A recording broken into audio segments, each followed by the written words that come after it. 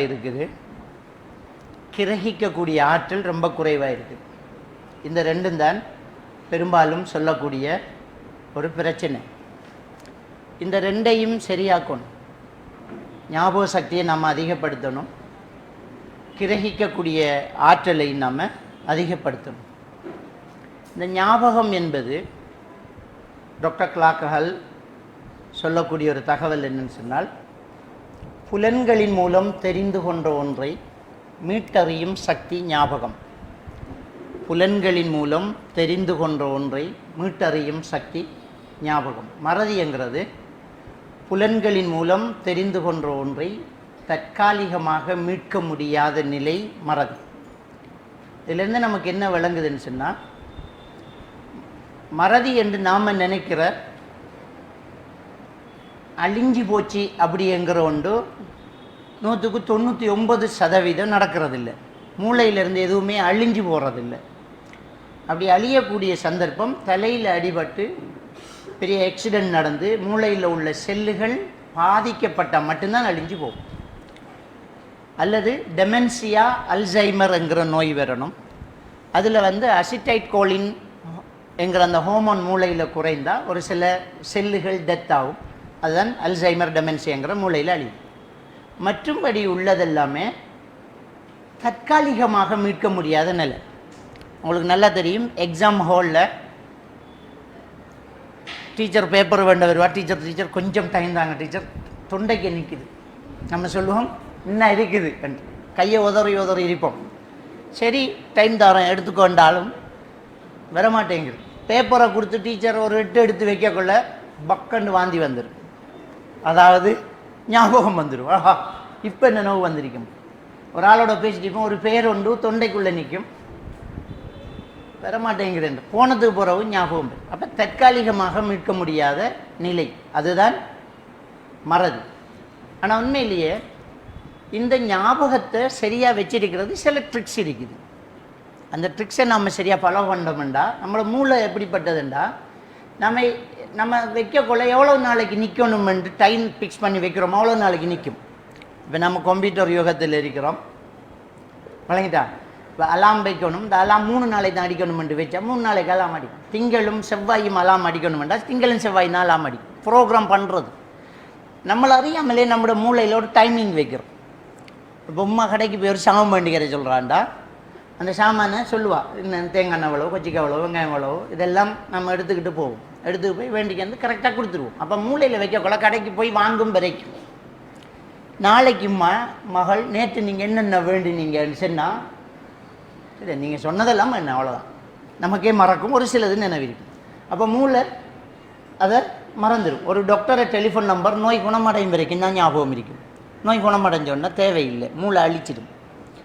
அப்போ இப்போ கூட ஓலவல் போன வருஷம் எழுதின ஆக்களுக்கிட்ட இப்போ கேள்வியை கேட்டால் செய்ய மாட்டாங்க. அந்த எக்ஸாம் வரைக்கும் தான் நான் இதை ஞாபக சக்தி முடிஞ்சு போச்சு. ஏலவல் திரும்ப கொப்பி கொஞ்சம் பார்க்கணும் அப்படின்ட்டு தான் சொல்லுவாங்க.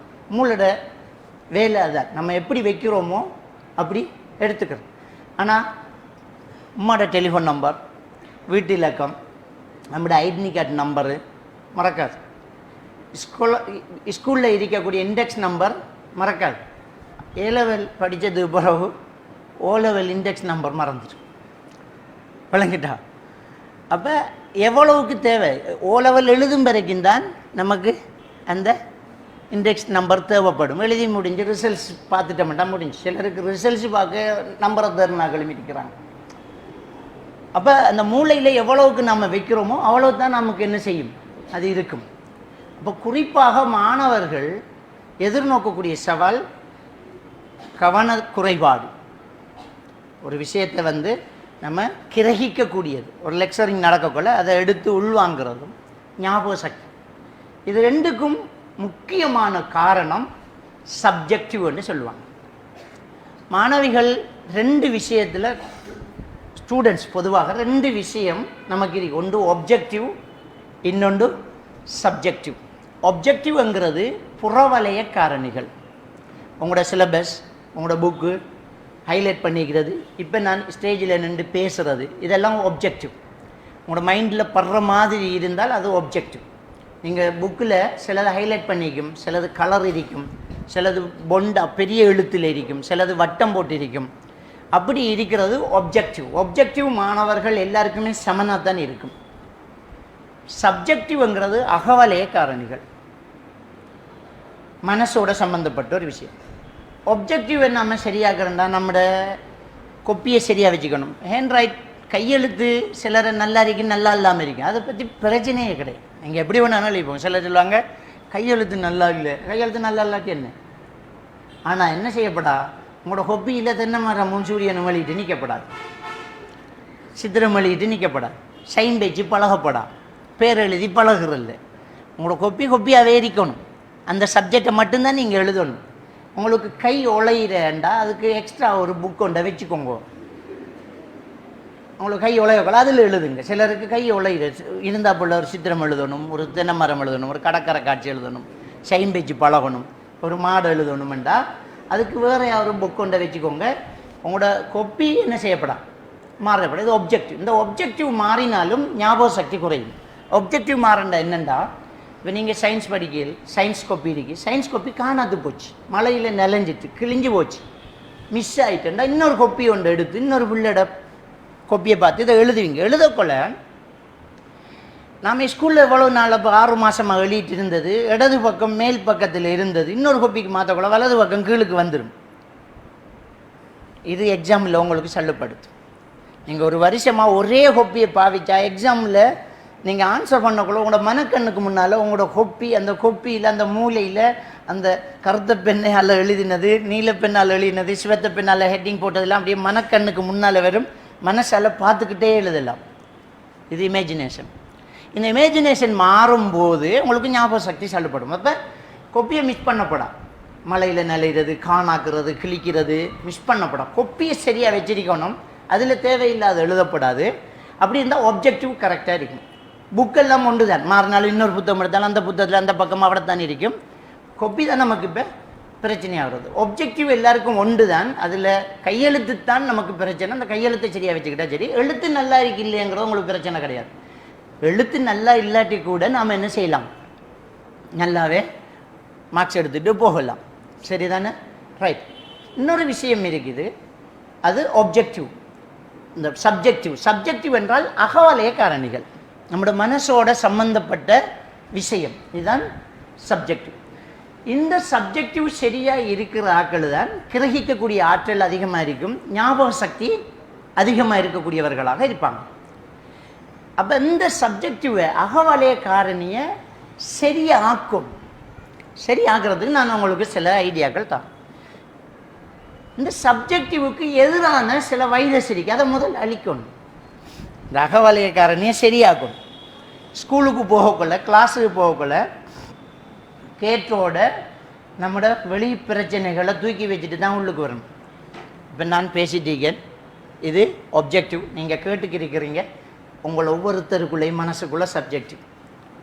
எல்லாரும் என்ன பார்த்துக்கிட்டு தான் இருக்கிறீங்க, ஆனால் எனக்கு தெரியாது யார் என்ன பார்த்துக்கிட்டு வீட்டு யோசனையில் இருக்கிறாங்கன்ட்டு. வழங்கிட்டா என்ன பார்த்துக்கிட்டு எத்தனை மணி ஆகுமோ அண்டு எத்தனை பேர் யோசிக்கிறாங்கன்னு எனக்கு தெரியாது. அப்போ உங்களோட சப்ஜெக்டிவை கிளியராக வச்சுக்கிட்டு இருக்கணும். இருந்தால் தான் நான் பேசுகிறது. இப்போ பாருங்கள், ஒரே சப்ஜெக்டை, ஒரே விஷயத்தை, ஒரு லெக்சர் ஒரே சவுண்டில் ஒரே வயதையொத்த ஒரே மாணவர்களுக்கு சொல்லிக் கொடுக்குறாங்க. ஒரு பிள்ளை 100 எடுக்குது, இன்னொரு பிள்ளை 50 எடுக்குது. அதுக்கு என்ன காரணம்? சப்ஜெக்டிவ் டிஃப்ரெண்ட் ஆகுது. அப்போ சப்ஜெக்டிவ் சரியாக இருக்கணும் அப்படின்னு சொன்னால் இந்த தலைக்குள்ளே படிக்கிறத தவிர மற்ற விஷயங்களை நீங்கள் தூக்கி சுமக்கக்கூடாது. அதை அங்கே வச்சு பழகணும். செய்யலாம், எவ்வளோ பிரச்சனை இருந்தாலும் அதை தூக்கி கீழே வைக்கலாம். அது எப்படி வைக்கிற? வீட்டு வரக்குள்ள உமா பாப்பா ஒரே சண்டையே, பிரச்சனை, சாப்பாட்டுக்கு வழி இல்லை, பாப்பா விட்டு போயிட்டார், இல்லாட்டி உமாவில் பிரச்சனை, தானாவில் பிரச்சனை, தாத்தாவில் பிரச்சனை, 1008 பிரச்சனை. இவ்வளோ பிரச்சனையை வச்சுக்கிட்டு நாங்கள் எப்படி அதை மறக்கலாம்? எப்படி மறக்கலாம்டா, உங்களோட குறிக்கோளை வெறித்தனமாக இருந்தால் நீங்கள் மறக்கலாம். வழங்கிட்டா? அதான் இந்த டாக்டர் அப்துல் கலாம் என்ன சொன்னார்ண்டா, நீங்கள் கனவு காணுன்றா. கனவு காணுறேன்டான்னு வகுப்புக்கு போய் மேசையில் கொப்பியெல்லாம் ஒதுக்கி போட்டு அப்படியே படுக்கிறதா? கனவு காண் அப்படின்னு சொன்னால் என்னன்னு சொன்னால், நம்மளோட ஒரு குறிக்கோளை கனவுகள், நான் இப்படி ஆகணும், நான் இதை சாதிக்கணும், எங்களோட வீட்டில் நான் ஒரு பேர் எடுத்து கொடுக்கணும், நான் ஒரு நல்ல ஒரு மார்க்ஸ் எடுக்கணும், நான் இப்படி இருக்கணும் என்று உங்களுக்குள்ள என்ன செய்யணும், அந்த சப்ஜெக்டிவ் கிளியராக ஆக்கணுமாக இருந்தால் ஒரு வெறித்தனமான ஒரு எண்ணம் இருக்கணும். அது சிலருக்கு அவமானங்களால் வரும். அவமானங்களால் வந்தது தான் கடுமையாக சாதிக்கிறது. ஹிட்லர் சாதித்தது அவமானத்தால் வந்த வெறித்தனம். ஹிட்லரை உருவமே நகைச்சுவை தோற்றம், ஆள் உயரம் இல்லை, முகத்தோற்றம் ஒரு நகைச்சுவை தோற்றம். அவனை கிண்டல் பண்ணினாங்க. போலீஸில் சாதாரண ஒரு சிப்பாயாக வேலை செஞ்சவனை குனிய வச்சு முதுகில் சிகரெட் நெருப்பு நூற்றாங்க. அவனை வேலை செய்ய விட்டதும் வேலை செய்ய வந்ததும் அடிக்கிறதும் இப்படி அவனை போட்டு கேவலப்படுத்தினான். அவனுக்கு ஒரு வெறி வந்துச்சு, என்னை இவ்வளவுக்கு கிண்டல் பண்ணுறான், என்னை கண்டாலே என்னை கிட்டணும், என்னை அடிக்கணும், என்னை குத்தணும் என்று தோணுதே, என்னை கண்டாலே இவங்க பயப்படணும் என்று அவன் வெறித்தனமாக எடுத்தான். அதனால் ஒரு கடுமை போக்கு கையாண்டான். கடைசியில் அதை சாதித்தான். ஹிட்லர் என்றால் வல்லரசு நாடுகள் நடுங்கிச்சு, சாதித்தான். அவன் பிழையாக இருந்தாலும் அவன் சாதனைக்கு பின்னால் இருந்தது அவனுக்கு அவமானத்தால் ஏற்பட்ட ஒரு வெறித்தனம். குடும்ப நிலை, கஷ்டம், வறுமை, கேவலப்பட்டது, பாப்பா ஒரு ஆள் திட்டினது, உமா ஒரு ஆள் திட்டினது, இது உங்களை ஒரு ஆள் திட்டிட்டுன்னு சொன்னால் அது என்ன செய்யும், ஒரு ஒரு வெறித்தனத்தை உண்டாக்கும். வெறித்தனத்தை உண்டாக்கினா சாதிக்கலாம். அக்கரப்பத்தில் உள்ள ஒரு ஸ்கூலில் அந்த பிள்ளைகள் இதுக்குள்ளே வந்து மிரிக்கலாம். ஸ்கூலில் ஒரு பிள்ளை, ஒரு பொம்பளை பிள்ளை எல்லா பாடத்துலேயும் வகுப்பில் கடைசி குறைய மார்க்ஸாக தான் எடுக்கிறோம். 10க்கு மேலே எடுத்து வரலாற்றில் பதிவு வைக்கல. 10க்கு மேலே எடுக்கிற அந்த பிள்ளைக்கு ஒரு அவமானம் ஆச்சு. 10க்குள்ள டீச்சர் ரிப்போர்ட் புக் கொடுக்கக்குள்ள சொத்தையில் தூக்கி எறிஞ்சு மக்கு என்று தூக்கி எறிஞ்சு எல்லாரும் சிரிச்சு அந்த பிள்ளை அழுதுட்டு வீட்டை போனது.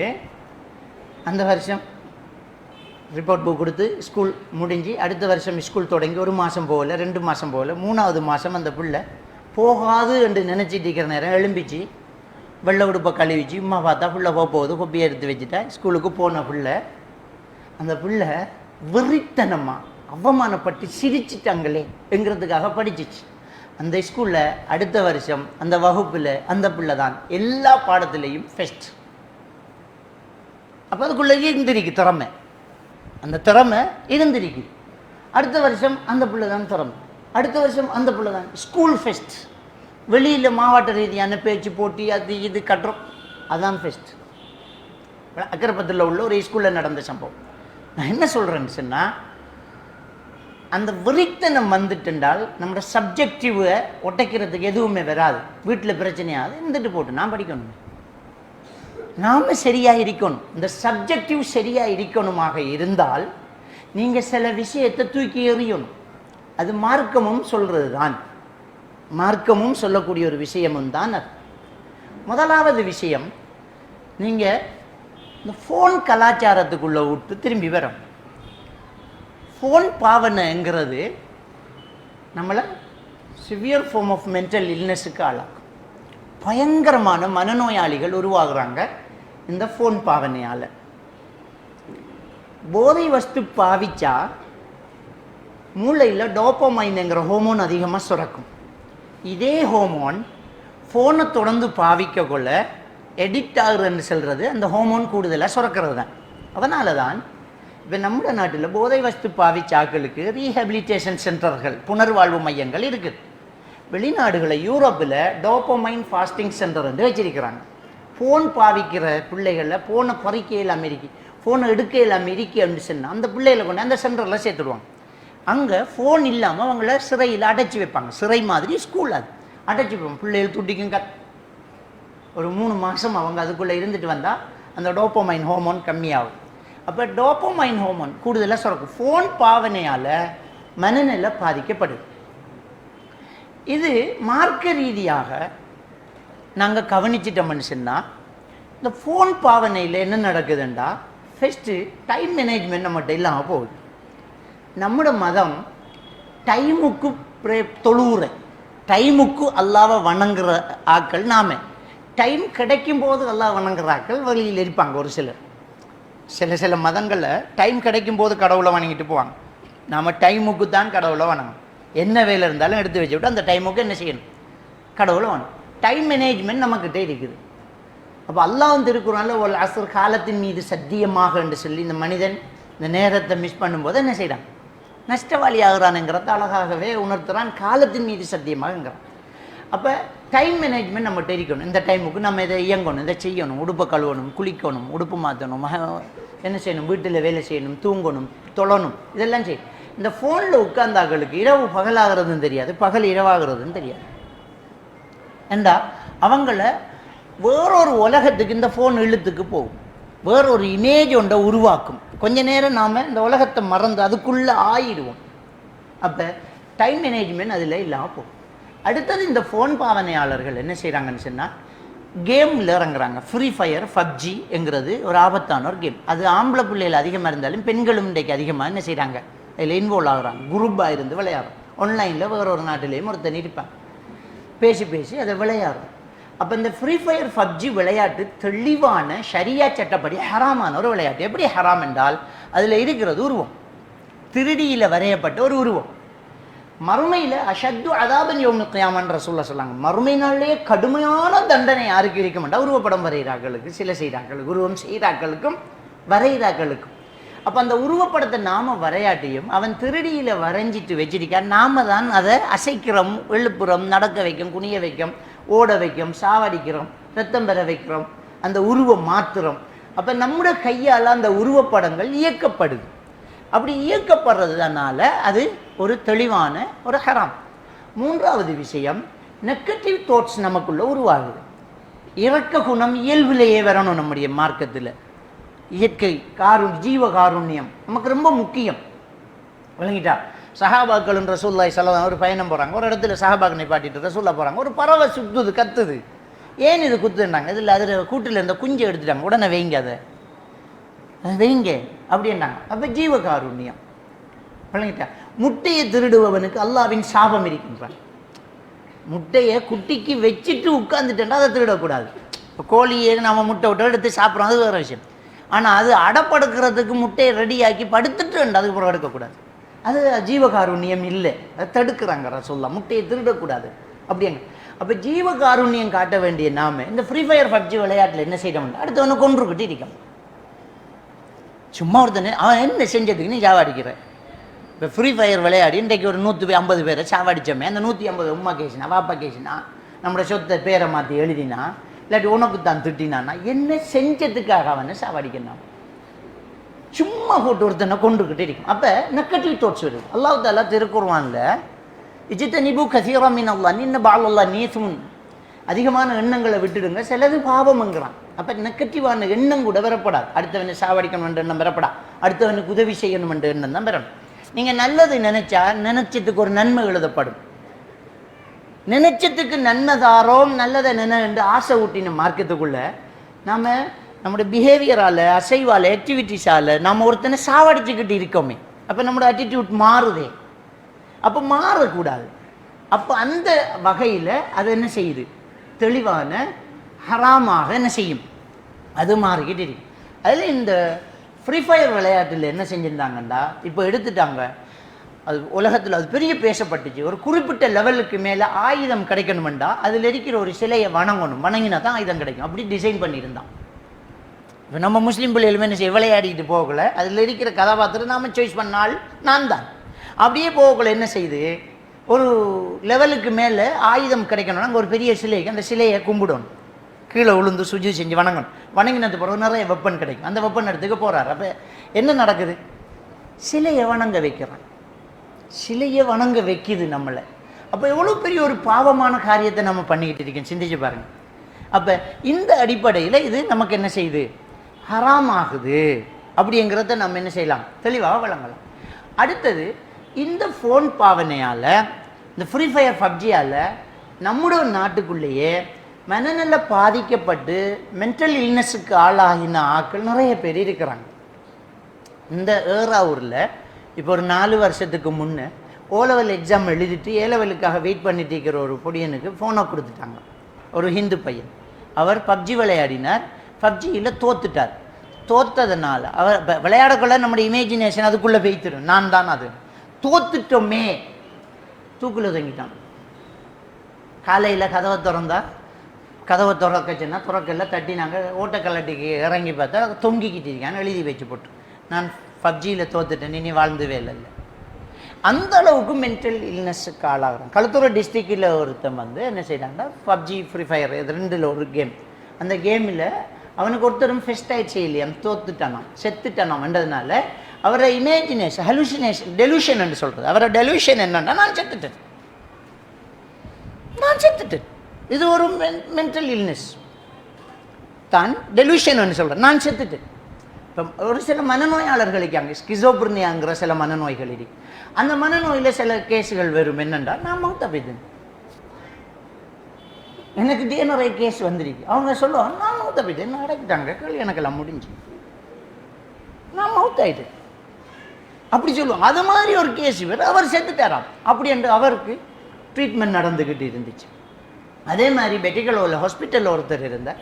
அவர் என்னை பார்க்க வர சொன்னாங்க. நான் சொன்னேன், இது அப்நார்மல் சைக்காலஜி, நான் பார்க்கவே இல்லை நீங்கள் ஒரு தரம் வாங்க, எங்களுக்கு மனசுக்கு நிம்மதி. அங்கே போனால் அவருக்கு வந்து என்னென்னா, இந்த ஃப்ரீ ஃபயர் பப்ஜி விளையாடி இவரை ஹைப்போதலம்ஸ், மூளோட ஹைப்போதலம்ஸ் தான் நம்மளோட உடம்புக்கு உணர்வுகளை கடத்துறது. அந்த ஹைப்போதலம்ஸ் டிஸார்டர் ஆகிட்டு உணர்வுகளை கடத்துது இல்லை. இவருக்கு இப்போ யூரின் போகணுமென்று மூடு வந்தால் நாம் போய் பாத்ரூம் போய் கதவை பூட்டி நம்ம மான மரியாதையோடு இருக்கும். ஒன்றும் இல்லை, ஒரு ஓட்டையும் இல்லைன்றா தான் நமக்கு யூரின் போகும், இல்லாட்டி போகாது. நமக்கு கடும் அவசரமாக இருந்தாலும் ஒரு திறந்த இடத்த பரவாயில்ல குந்தண்டா வராது. நம்மளோட மூளை இல்லை ஒன்றும் பாதுகாப்பு இல்லைன்னு சொல்லும். அந்த அளவுக்கு நம்மளோட ஹைப்போதலம்ஸ் வேலை செய்யும். வேற ஹைப்போதலம்ஸ் யூரின் போகணுமென்ற மூடை கொடுக்காது. யூரின் போகும், டாய்லெட் போகும், வீட்டை இருந்த மாதிரி மனதுக்கும் அதுக்கு போகிற எடுத்துக்கொண்டே கழுவான். பசிச்சா சோறு கேப்பம், தண்ணி விடாச்சா தாகத்துக்கு தண்ணி கேப்பம் இல்லவா. அவருக்கு பசிக்கும், கேட்க தெரியாது, தாகம் அரிக்கும், கேட்க தெரியாது. இருப்பா கோட்டைக்கு கொடுத்தா தின்பான், காணுமாடான்னு கேட்டா ஓம்பம்பா, இன்னொரு விஞ்ஞான பரவாயில்ல தின்னடா, அதையும் தின்பான். இப்படி அங்கே ஒரு நிலைக்கு போய் கடைசியாக கோமா ஸ்டேஜுக்கு போய் கொஞ்ச நாளையில் மவுத் ஆகிட்டார். என்ன, ஃப்ரீ ஃபயர் பப்ஜி விளையாடுனது. அப்போ நம்மளை அறியாமலே நம்மளோட மூளையை கொஞ்சம் கொஞ்சமாக சாவடிக்கக்கூடிய ஒரு பிளானிங் இந்த ஃப்ரீ ஃபயர் பப்ஜிங்கிற இந்த விஷயம்.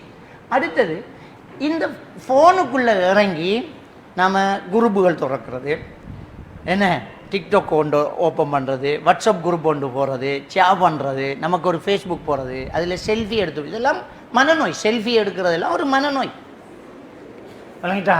எல்லாத்துக்கும் செல்ஃபி. இன்றைக்கு முருங்கல்ல கந்த பார்த்தேன், எல்லாரும் செல்ஃபி. ஊரில் ஒருத்தரும் கந்த பார்க்க இல்லையா, இன்றைக்கு கொழுக்கட்டை சுட்டு என்று அதுக்கு ஒரு செல்ஃபி. இது ஒரு மனநோய். இப்படி இந்த ஃபோட்டோ எடுக்கிறது, இதுகள் ஷேர் பண்ணுறது, லைக் பண்ணுறது. ரசூல்லா என்ன செஞ்சாங்க, சமைக்கும் போது தண்ணியை கொஞ்சம் கூட விடுங்கன்னாங்க. எதுக்கு? பக்கத்து வீட்டுக்கு ஷேர் பண்ணுறதுக்கு. இது நல்லா பிரியாணியை எடுத்து அந்த ஃபோட்டோவை எடுத்து ஃபேஸ்புக்கில் 5000 பேருக்கு ஷேர் பண்ணி விட்டு தண்ணியை திங்கிறேன். அப்போ இது என்ன இல்லை, இது இஸ்லாம் இல்லை. இது நம்ம தெளிவாக விளங்கணும். அப்போ இந்த மனநோய் இதில் ஸ்டார்ட் ஆகுது. ஒரு மனநோய் தான் அது. செல்ஃபி எடுக்கணும், எல்லாத்துக்கும் ஃபோட்டோ எடுக்கணும், எல்லாருக்கும் லைக் பண்ணணும். சொந்த உம்மாட்ட போகலை, சொந்த தங்கச்சை போய் பார்க்கல, சொந்த ராத்தாவை போய் பார்க்கல, சொந்த வாப்பா கிட்ட காய்ச்சிட்டு இருக்கல. இவனோ ஒருத்தன் அந்த ஃபேஸ்புக்கில் இருக்கிற ஒரு ஃப்ரெண்டு இவனோ ஒருத்தன் போட்டதை இங்கேருந்து லைக் வழங்கிட்டா. இவ்வளோ பெரிய ஒரு பிரச்சனை. நேற்று அக்குர்னையில் ஒரு பெரிய ஒரு பேக்கரி கடை பத்துது. நான் பார்க்க ஒருத்தன் லைவ் போடுறான். ஒரு முஸ்லீம் ஆள் பெரிய கடை, கோடிக்கணக்கான சொத்து பத்துது. ஒருத்தன் லைவ் போட்டிக்க. அந்த லைவில் லைக் பண்ணினா லைக் பட்டன்கள் இப்படி ஏறிக்கிட்டு இருக்கும் இல்லவா, கடை பத்துது லைக் பண்ணிக்கிட்டு இருக்காங்க. அப்போ அவன் எப்படிப்பட்ட மனநோயாளியா இருப்பான்? டேய், கடை பத்துறத நீ லைக் பண்ணுறியா, ஹாய் சூப்பர் என்று சொல்கிறது தானே. கடை பத்துது லைக் பண்ணுறான். அப்போ இந்த ஃபோனில் இந்த பட்டன் எதுக்கு இருக்கு, என்ன நடக்குது, இது ஒன்றுமே தெரியாது. ஒரு இடத்துல ஒருத்தன் அடிபட்டு உடுந்து கிடந்தா என்ன செய்யணும்? ஓடி போய் தூக்கி ஹாஸ்பிட்டலுக்கு ஏற்றணும். நான் ஒரு நாள் கல்முனை போகிறேன்.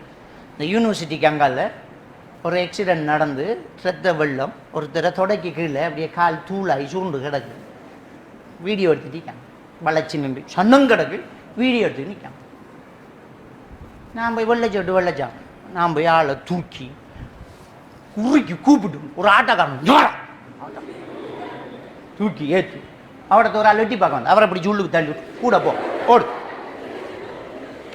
இதை செய்யாம எவ்வளவு நேரமா வீடியோ எடுத்துக்க நிற்க. இப்போ எல்லாரும் என்ன நினைக்காங்கன்னு சொன்னா, என்ற ஃபேஸ்புக்கில் இது ஃபெஸ்ட்டுக்கு வரணும் என்று நினைக்காங்களே தவிர இவன் உசுறு போகுதுங்கிறத யோசிக்கும். உசுறு போகிறத லைவாக வீடியோ எடுக்கணும்ன்ற ஒரு ஆசை. அந்த ஃபோன் வந்து மனசை அப்படியே கல்லாக்குது. அப்போ இந்த ஃபோன் பாவனையால் இவ்வளவு பெரிய பிரச்சனை. அடுத்தது, இந்த ஃபோன் பாவனையால் என்ன செய்யுது? லவ், தேவையில்லாத தொடர்பு. இது எவ்வளோ பெரிய ஆபத்தானது, எவ்வளோ பெரிய துரோகம் இது. இந்த லவ் உண்டாகுது, தேவையில்லாத தொடர்பு, அஜ்னபி மஹரமே வரும். அது மட்டும் இல்லை, இந்த லவ்ங்கிறது இப்போ பொம்பளை பிள்ளை ஆம்பளை பிள்ளையை லவ் பண்ணுறது தான் தப்புன்ட்டு மட்டும் நினைக்காது. பொம்பளை பிள்ளையை லவ் பண்ணுறது தப்பு தான், அதுவும் நடக்குது. சிரிக்கிறதுக்கு சொல்லலை, இஸ்லாம் தடுக்குது. ரசூலுல்லாஹி ஸல்லல்லாஹு அலைஹி வஸல்லம் அவங்க சொன்னாங்க, 3 பேர் சலாஃபுன் லா யதுகுலூனல் ஜன்னah, அவங்க சொர்க்கம் நுழைய மாட்டாங்க. வலா யுகல்லிஹுமுல்லாஹ், அவர்களோடு அல்லாஹ் மறுமையில் பேச மாட்டான். வலா யுகல்லிமுஹுமுல்லாஹு யௌமல் கியாமா, மறுமை நாளையில் அல்லாஹ் அவர்களோடு பேச மாட்டான். வலா யுஸக்கீஹிம், அவர்கள் அல்லாஹ் கண்ணியப்படுத்தவும் மாட்டான். அதில் முதலாவது யாருண்டா ஆக், பெற்றோர்களை நோவினை செய்பவர். அவர் தான் முதலாவது ஆள். பெற்றோர்களை நோவினை செய்கிறண்டாலே நாம் என்ன நினைக்கமான்னு சொன்னால், இந்த ஃபேஸ்புக்கில் எல்லாம் வருது அந்த வயசான உமாவை போட்டு எட்டி உதைக்கிறது, சோத்தை கொடுக்குற திங்காட்டி பிடிச்சி தட்டி விடுறது, இழுத்து கொண்டு ரோட்டில் போகிறது, மண்டையில் அடிக்கிறது, வயசான ஆக்களை போட்டு அடிக்காங்க. என்ன பாருங்க பெற்றோர்களை நோவினை செய்கிறாங்க. அது கொஞ்சம் பேர். அதை செய்கிறவன் உண்மை அவர் மனநோயாளி அடிப்பான், அவனுக்கு மென்டல். யாரும் ஒரு நம்முட பெற்றோர் இல்லை, யாரையாலும் ஒரு பெற்றோரை கொண்டாந்து வச்சாலும் நாம் இறக்கப்படுவோம், அடிக்க மாட்டோம். வயசான ஆள் என்று அல்லாவே என்று நிப்பாட்டி பிச்சை போட்டு போகிறோம். விளங்கிட்டா? அதை ஒருத்தன் அடிக்கானண்டா சொந்த பிள்ளை இல்லை, அது மனநோய் பிள்ளை, அதை விடுங்க. ஆனால் உண்மையான பெற்றோர்களை நோவினை செய்தல் அப்படி என்றால் என்னென்றா, இன்றைக்கு நிறைய பெற்றோர்கள் என்ன செய்கிறாங்கண்டா அழுதுகிட்டே இருக்காங்க. இந்த பிள்ளைகளில் செயற்பாட்டால் அழுதுகிட்டு இருக்காங்க. நீங்கள் ஒரு கணம் சிந்திச்சு பாருங்க, நம்ம இந்த உலகத்தில் ரொம்ப நேசமும் நன்றி கடனும் பட வேண்டிய ஒரு உறவு யார்? ரசூலுல்லாஹ் கிட்ட ஒரு சஹாபி வந்து கேட்க, அல்லாஹ் ரசூலுக்கு அடுத்தபடி நாங்கள் யாருக்கிட்ட ரொம்ப தோழமை நெருக்கத்தை வைக்க யார சொல்லலான்னு கேட்டதுக்கு உம்முக்கு, உண்ட தாய் தான்ண்டாங்க. சும்மமன், அதுக்கு பிறகு யாருன்னு கேட்டாங்க, அதுவும் உம்மா தான்ண்டாங்க. அதுக்கு பிறகு யாருன்னு கேட்டாங்க, அதுவும் உம்மா தான்ண்டாங்க. அதுக்கு பிறகு யாருன்னு கேட்டாங்க, அது வாப்பா அப்படின்னாங்க. பாப்பாவுக்கு முன்ன 3 இடத்துல உம்மாவை சொன்னாங்க ரசூலுல்லாஹ். அது பிறகு அவர் யாருன்னு கேட்கல. அல்லாஹ் ரசூலுக்கு அடுத்தபடி தாய், தாய், தாய், தகப்பன். ஏன் கொஞ்சம் யோசிச்சு பாருங்க. இன்றைக்கு நம்மளுக்கு ஒரு தோழி இருக்குது அல்லது ஒரு தோழன் இருக்கிறான்டா, நம்மளை ஏதோ ஒன்று அவனுக்கு பிடிச்சிருக்கு. நம்ம பொம்பளை பிள்ளையா இருக்கோம், நம்ம கொமர் பிள்ளையா இருக்கோம், நம்ம க்யூட்டாக இருக்கோம், நம்ம அழகாக இருக்கோம், ஸ்வீட்டாக இருக்கோம், ஏதாவது ஒன்றை சொல்லி நம்மளோட முடி பிடிச்சிருக்கு, பல்லு பிடிச்சிருக்கு என்று சொல்லி நம்மளை என்ன செய்யலாம், ஒருத்தன் விரும்புகிறான். நல்லா யோசிச்சு பாருங்க, நம்மளை ஆரண்டு தெரியாமல் நேசித்தது தான் நம்மளோட உம்மாவும் பாப்பாவும் மாறு. நம்மளை ஆரண்டு தெரியா, வகுத்தில் பிள்ளை உண்டான உடனே பிள்ளைக்கு நின்றுட்டோம்டா உள்ளுக்கு இருக்கிற ஆம்பளை பிள்ளையான்னு தெரியா, பொம்பளை பிள்ளையான்னு தெரியா, நல்லதா கெட்டதான்னு தெரியா, குருடா செவிடான்னு தெரியா, ஆரண்டு தெரியும் தெரியா. ஆனால் எப்படி நேசிச்சே, சாதாரணமான நேசமா அந்த வகுத்துக்கு இருக்கிற பிள்ளைக்காக. இதை ஒரு நாளும் உங்களோட உம்மாவோ எங்களோட உம்மாவோ நம்மக்கிட்ட சொல்கிறது இல்லை. உங்களோட உம்மா சொல்லுவாவா? சொல்ல மாட்டாங்க. உங்களுக்காக என்ன சாப்பாட்டையெல்லாம் அவள் சாப்பிடையெல்லாம் அவதிப்பட்டா, எவ்வளோ வாந்தி எடுத்தா, என்ன எல்லாம் கசப்பாரிக்கும் தின்பா, எத்தனை நாள் அவள் சாஞ்சி படுக்க முடியாமல் அவதிப்பட்டிருப்பா. வெயிட் ஸ்கூல் கலைஞ்சி வந்தா வீடப்போ வெறும் பேக்க கலட்டி எறிய. ஆனால் நம்மளை வயிற்றுக்குள்ளே 1 நாள் 2 நாளில், 1 மாதம் 2 மாதம் இல்லை 10 மாதம் சுமந்துக்கிட்டு இருக்கிறான். அந்த பிள்ளை எட்டி உதைச்சா ஒரு வலி வரும், உதைக்காட்டி அவக்கு நெஞ்சில் வலி வரும். என்னது பிள்ளை உதைக்கலையே, டாக்டர்கிட்ட ஓடி போய் சார் பிள்ளை உதைக்கல, பயமாக கிடக்கு. பிள்ளை உதைச்சா வலி, உதைக்காட்டி வலி இல்லை, ஆனால் கவலை பயம். பிள்ளை உதைக்கல, பிள்ளைக்கு என்னையோ அதை ஸ்கேன் பண்ணிட்டு இல்லைம்மா. சில நாளையில் பிள்ளை அப்படி இருக்கிறது தான் பிள்ளை உயிரோடான்னு இருக்கே, ஹார்ட் வேலை செய்யும். பாடா இப்போ நான் உசுறு வரும். நம்மட உம்மாட உங்களோட உம்மா எங்களோட உம்மா இதான் செஞ்சாங்க. நம்மளுக்காக அப்படி செத்து செத்து பொழைச்சாங்க. அந்த பிரசவ வலி கற்பனை கூட பண்ணலாமா? இந்த உலகத்திலேயே ஆகப்பெரிய வலி என்று ஒரு வார்த்தையில் சொன்னாலும் உங்களுக்கு விளங்க போகிறதில்லை. செத்து போகிற வலி அது. அதான் பழைய ஆக்கள் சொல்லுவாங்க, குழந்தை பிறந்த தாயை பச்சை வகுத்துக்காரி என்று சொல்கிறதோட மறுபிறவி என்று சொல்லுவாங்க. திரும்ப செத்து பொழைச்சிருக்காள் என்று சொல்லுவாங்க. செத்து பொழைக்கிறாள், உசுறு போய் திரும்ப வரும், உசுறு போய் திரும்ப வரும். சில நேரத்தில் நம்மளை ஆரண்டு இன்னும் முகம் பார்க்கல, உள்ளுக்கு என்ன பிள்ளைன்னு சரியாக தெரியாது. ஸ்கேன் பண்ணத்தால ஒரு சிலருக்கு 3 மாதத்துக்கு பிறகு தெரியும். பிள்ளை வகுத்தில் பிள்ளை பிறக்க போது பன்னீர் கோடம் உடஞ்சிட்டு மாக்கோடி கழுத்தில் சுற்றிருக்குது. பிள்ளைக்கு பெரிய ஒரு பிரச்சனை, ஒன்று பிள்ளையை காப்பாற்றலாம் இல்லாட்டி உங்களை காப்பாற்றலாம், என்ன செய்யன்னு கேட்டால் கொஞ்சமும் தாமதிக்காமல் ஒரு தாய் சொல்கிற பதில் பிள்ளையை காப்பாற்றுங்க, நான் போகிறேன். இதுதான் நம்மளோட உம்மா. இன்னும் நம்மளை காணல, வாழட்டும், பிள்ளையை காப்பாற்றுங்க சார். சைன் வச்சு கொடுப்பாள் நம்மளோட உம்மா, பிள்ளையை காப்பாற்றுங்க. பிறந்த பிள்ளைக்கு ஹார்ட்டில் ஆப்ரேஷன் பண்ணணும், 15 லட்சம் தேவைண்டா, இருக்கிற ஊடு வளவை விற்று போட்டு ரோட்டில் நிற்க தயார் நம்மளோட உமாவும் பார்ப்போம். இப்போ கண்ட பிள்ளை ஒரு நாள் தான் கண்ட இன்றைக்கு தான் காலையில் கண்ட பின்னர் ஊடு வளவை விற்க போட்டி. டாக்டர் சொல்லுவார், சில நேரம்தான் பிள்ளை தப்பும், சில நேரம் பிள்ளை மரணிச்சாலும் பரவாயில்ல, அப்போ ஊடு வளவை போகுதே போகட்டும். அந்த ஒரு நாள் சிரிப்புக்காக, அந்த ஒரு அழுகைக்காக, ஒரு நாள் பார்த்த பார்வைக்காக நம்முடைய தாய் தகப்பன் நம்மளுக்காக சொத்துக்களை இழக்க தயார். இதான் நம்மளோட உமா வாப்பா. ஒரு பிரசவமான ஒரு தாயால் ஒரு கிளாஸ் தண்ணியை தூக்கி குடிக்க முடியாது. அதை நாடி வடைக்கும் ஒசத்தி விடுறது பக்கத்தில் சாட்சிமார் நிற்பாங்க தான். ஆனால் எல்லாரும் தூங்கிடுவாங்க. ஜாமத்தில் நாம் அழுவோம். அழுத பிள்ளை தாய்ப்பால் கொடுக்கணும், இன்னொரு ஆளை எழுப்ப மாட்டாள். இந்த பிள்ளை கத்துதே நாம் எப்படி தூக்குறேன்னு யோசிக்கவும் மாட்டாள். கத்தி கத்தி தூக்குறது தான் நம்முடைய தாய். ஆக்கள் எழுப்புறல இழுகி போய் அந்த 2 கிலோ 3 கிலோ பிள்ளைய உதட்டம் அடித்து கண்ணை பொத்தி புளிஞ்சி வேதனையை தாங்கிக்கிட்டே நம்மளை தூக்கி நெஞ்சில் வச்சு தாய்ப்பால் தந்து நம்மளை ஆறுதல் படுத்துகிற தாய். எப்போ வாழுன்னு சொல்லியிருப்பாள், உனக்காக செத்த நன்று. நமக்காக விடிய விடிய முழிச்சுக்கிட்டு இருந்த அம்மா பாப்பா சொல்லியிருப்பாங்களா? ஒரு காய்ச்சல் வந்தா தூக்கம் பெறுமா அம்மா பாப்பாக்கு? தொட்டு தொட்டு பார்த்து ஒத்தி ஒத்தி விட்டு விடிய விடிய காத்துக்கிட்டு எப்போ விடியிற எப்போ டாக்டர் சுரக்கிறேன் காத்துக்கிருப்பான். சில நேரத்தில் நடிச்சாமத்தில் வந்து டாக்டரை கதவை தட்டி அவரையும் டிஸ்டர்ப் ஆக்கி தூக்கம் இல்லாமல் ஆக்கிட்டு போவோம். அது ஏசினாலும் ஒன்றும் இல்லை. பிள்ளைக்கு வருத்தம், பிள்ளைக்கு வருத்தம், பிள்ளைக்கு கஷ்டம். விடிய விடிய தூக்கம் இல்லாமல் இது சாப்பிடாட்டி அங்கே சாப்பிடாம இப்படி காத்துக்கு இருந்து நம்மளை வளர்த்த தாயின் தகப்பன் நமக்காக கடை ஏறி நமக்கு என்னத்தை போட்டாலும் நமக்கு விளங்க போகிறது இல்லை. என்ன சட்டை, என்ன கலர், என்ன டிசைன் உங்களுக்கு தெரியுமா? ஆனால் உங்களோட டிசைனுக்காக கல்முனை வரைக்கும் சேர்ந்து ஒவ்வொரு கடையாக தொத்தி இந்த டிசைன் பிடிக்கல, இந்த டிசைன் பிடிக்கலன்ட்டு நமக்காக கலர் தேடி, டிசைன் தேடி, அளவு தேடி ஓடி திரிஞ்சு அழகு பார்த்து அப்படியே வச்சு பார்த்து தான் உடுப்பு போடலை, இந்த பிள்ளைக்கு உடுப்பை போட்டு அது போதும். இப்படி வளர்த்த நம்முடைய தாய் தகப்பனுக்கு நமக்கு வயசு வரக்குள்ள ஒரு மாப்பிள்ளை பார்த்து தர தெரியாதா? பெற தெரியாதா? அமௌண்ட் விட்டுருவாங்களா? காட்டில் தள்ளி விட்டுருவாங்களா? ஏன் இதை யோசிக்க மாட்டேங்கிறோம்? ஏன் இதை யோசிக்க மாட்டேங்கிறோம்? இன்றைக்கு ஃபோன் பாவிக்கிறார்கள் அதிகம், ஃபோன் பாவிக்காதாக்கள் சிறுக என்ன செய்கிறாங்க? இந்த வலையில் சிக்கிக்கிறாங்க. இந்த வலையில் சிக்கிற நேரம் நம்ம யோசிக்கணும், மார்க்கத்தில் இது ஹராமான ஒரு விஷயம், தடுக்கப்பட்ட ஒரு விஷயம். ஒரு ஆணும் பெண்ணும் தனிச்சிருந்த 3வது ஷைத்தான், இது தடுக்கப்பட்ட ஒரு விஷயம். அவர் ஆறாக இருந்தாலும் அது பிள்ளை தான். அஜ்னபி மஹரமி உறவை நீங்கள் பேணணும், விளங்கிட்டா? நம்ம எப்போவுமே கரெக்டாக இருக்கணும். நான் ஒரு பெண் பிள்ளைங்கிறதுல நீங்கள் மறந்துடாதீங்க. பெண்களுக்கு உங்களோட பொறுமதி உங்களுக்கு விளங்குறது இல்லை மகள், உங்களோட பொறுமதி உங்களுக்கு விளங்குறது இல்லை. நீங்கள் நினைக்கிறீங்க எனக்கு ஒருத்தன் ஹாய் சொல்லிட்டான், என்னையும் ஒருத்தன் விரும்பிட்டான். நீங்கள் ரொம்ப பொறுமதியா நாக்கள், உங்களுக்கு விளங்குறதில்ல. என்ன யாராவது விரும்புவாங்களா நான் கருப்பு? என்ன யாராவது விரும்புவாங்களா நான் இப்படி இருக்கேன், நான் ஃபெட்டாக இருக்கேன், நான் ஒல்லியாக இருக்கேன், நான் கட்டையாக இருக்கேன்? என்ன யாரும் விரும்புவாங்களா? யோசிக்காதீங்க. பொண்ணுலையும் புடவையிலையும் கழிவில்லையாமன்னு சொல்லுவோம். எனக்கு பிடிக்கல இந்த கலர் தூக்கி எறிஞ்சோட்டு போனேன் ஷர்ட்டை, இன்னொருத்தன் வந்து இதில் இன்னொரு 5 தரம்னா தான் கேட்பேன். அவனுக்கு அது பிடிக்கும். உங்களுக்கு நல்லா ஒருத்தன் படைச்சி வச்சிருப்பார். நீங்கள் உங்களை இலக்காரமாக நினச்சிடாதீங்க, உங்களை கேவலமாக நீங்கள் கருதிடாதீங்க. நீங்கள் எப்பவும் பொறுமதியான ஆக்கள் தான்.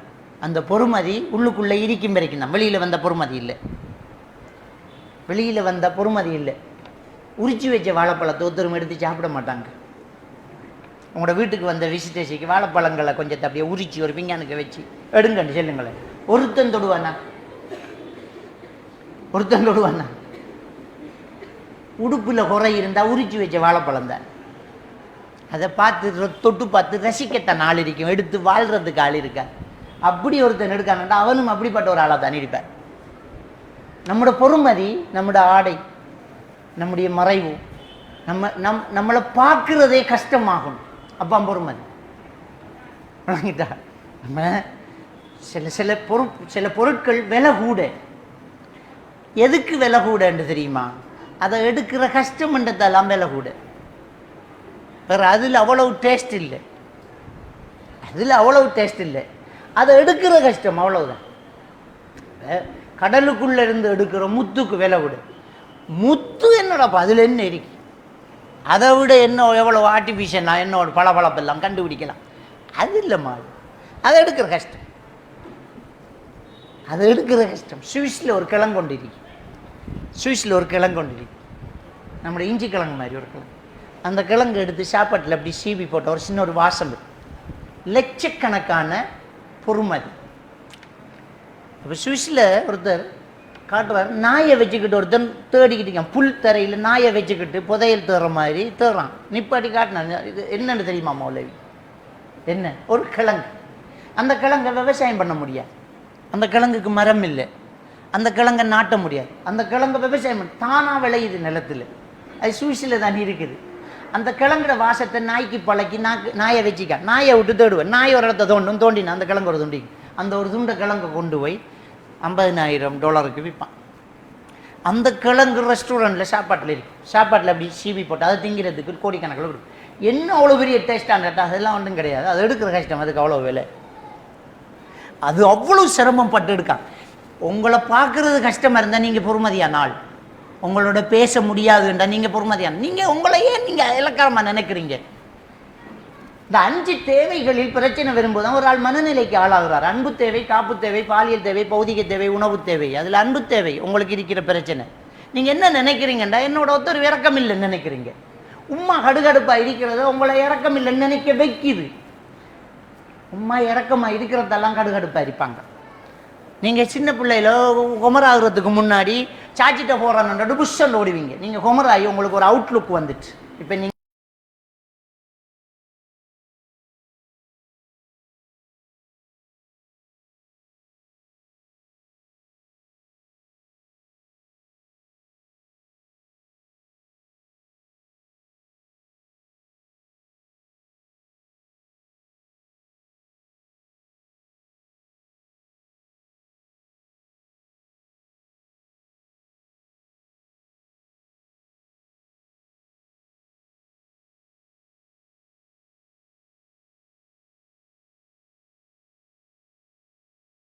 இறக்கம் இல்லை நம்மள அப்படி இவ்வளோ ஒரு தாயா, இது ஒரு பேய்.